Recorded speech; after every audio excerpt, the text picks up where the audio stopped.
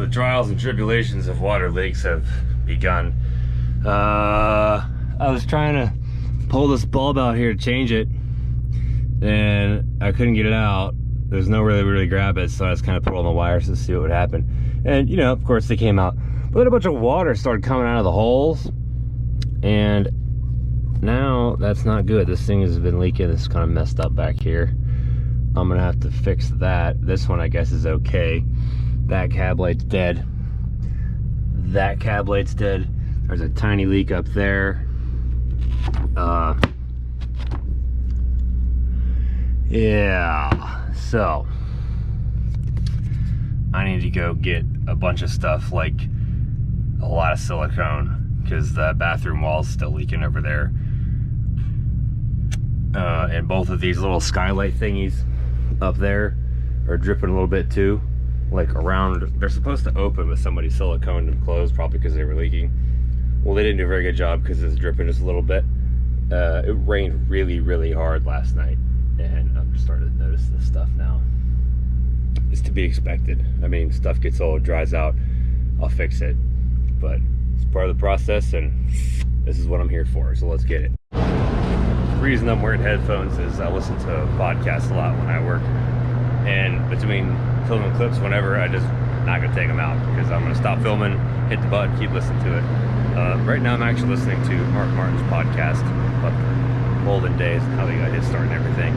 I think it's pretty interesting. I like to find parables from other people's success stories to my own, and transfer some of the lessons that they talk about into my own decision making. This is part of what I do. But anyway, I am working on this leak up here now. That whole panel is pretty foobarred. So what I'm doing is I'm carving out all the old crud before I put new silicone in there.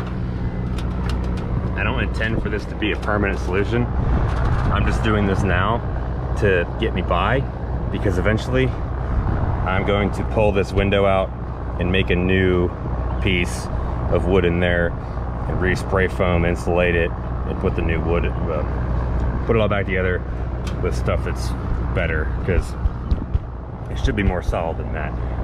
Because all this is like aluminum, and then the bones of the coach kind of run like studs in a house. And it's just aluminum struts, and then there's foam, and then the plywood wall behind that.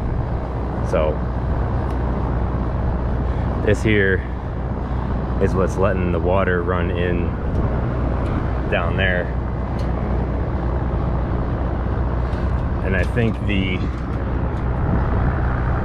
this little seal up here may be sufficient for now, but I'm probably gonna have to redo this too, because it doesn't feel like these rivets are, this feels looser than it should. This sticky stuff is actually kind of the correct way to fix something like this, from what I understand.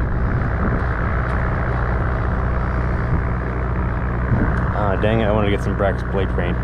But I wanted to get some black spray paint to repaint the AC unit so it doesn't look as obvious up there. Oh well, this will be it later. I'm gonna get the scraping, clean all this out the best I can without messing up the paint, and we're gonna pack it full of some clear silicone, and then move on to the skylights up there.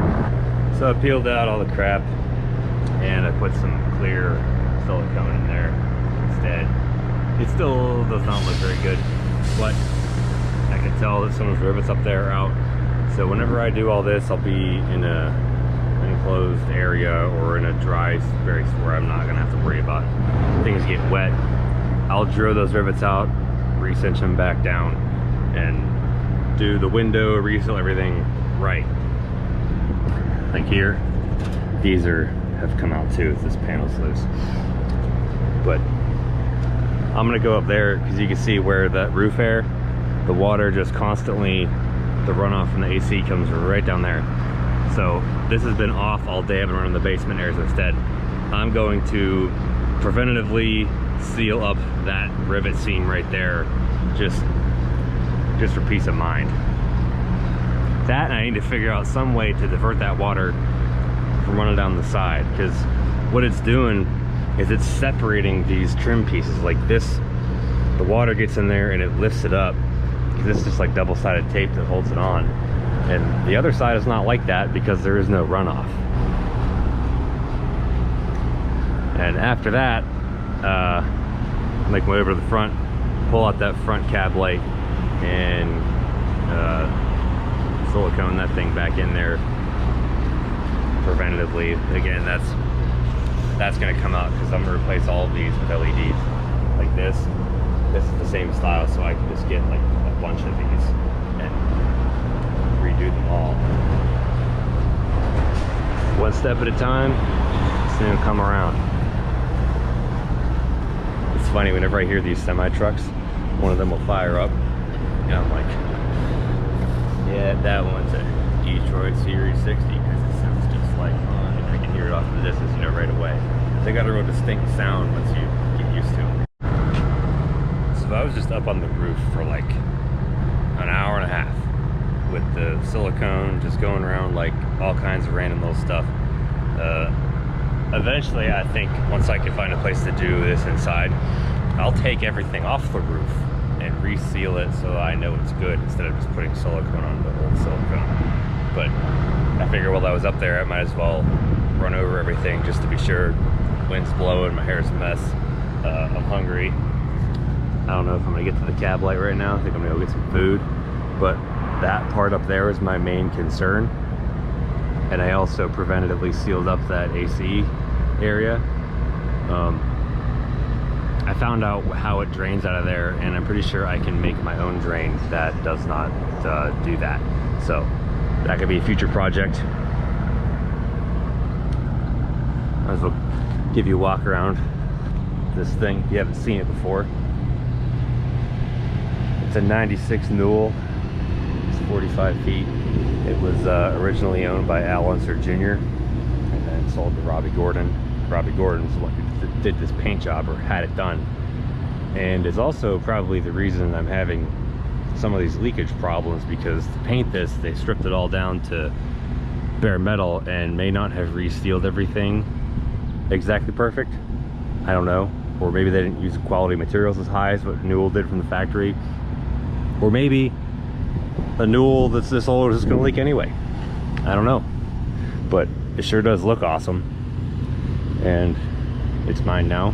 It's my project. So I gotta figure it out. Yeah, the mirror, it fell off going down the highway in Arkansas, I-40, so I had to, yeah. I fixed it, we're good.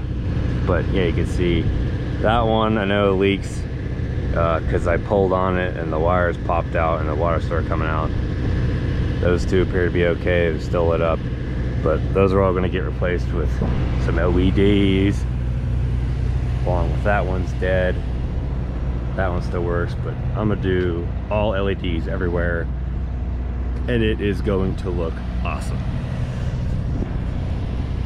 So, just another day.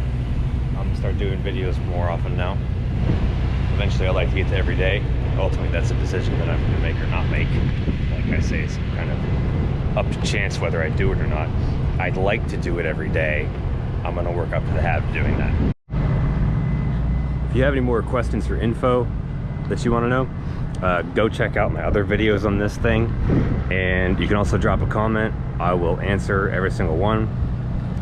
Find me on Instagram at Stapleton42. I'm probably one of the most active people you'll find on social media platforms that has any type of following. I mean, I'm not saying that like a braggish way, but it seems like once people would get a K at the end of their Instagram followers, they think they're too cool to talk to people, and that's not how I roll. I answer every single message I get. So that's that. Hit that subscribe button and we'll see you later.